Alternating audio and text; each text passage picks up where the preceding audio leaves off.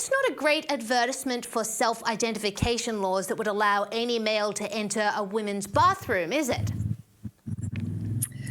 It's an absolute own goal. It is absolutely proving.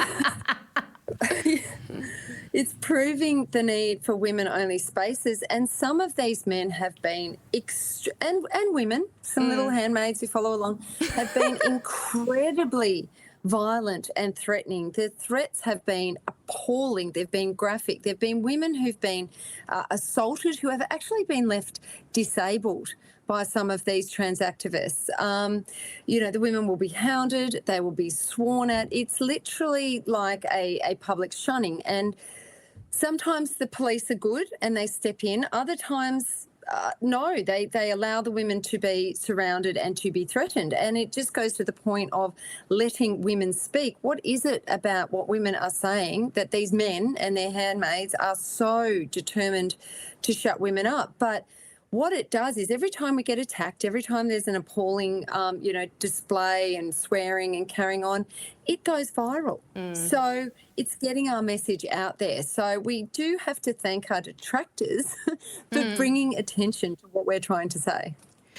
And that often is the way, isn't it? It's the radical activists who reveal what the cause is really about that are often the best proponents of whatever it is that, whatever cause you're trying to push forward.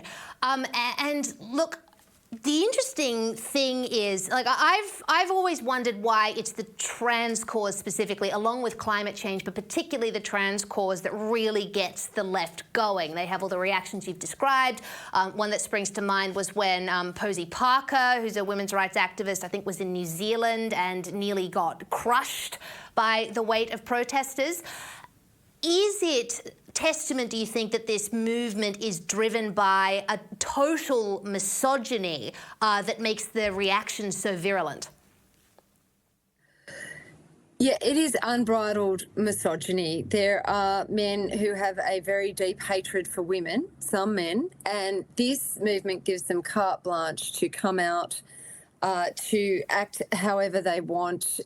One of the men over in Auckland, I mean, he came wearing body armour when we were, yes, and attacked an elderly woman. And when there was the protest down in Melbourne in March, the infamous protest when Moira Deeming was one of the organisers, and obviously has suffered greatly because of that in her profession. I mean, again, there were men who showed up in body armour and were attacking the police horses.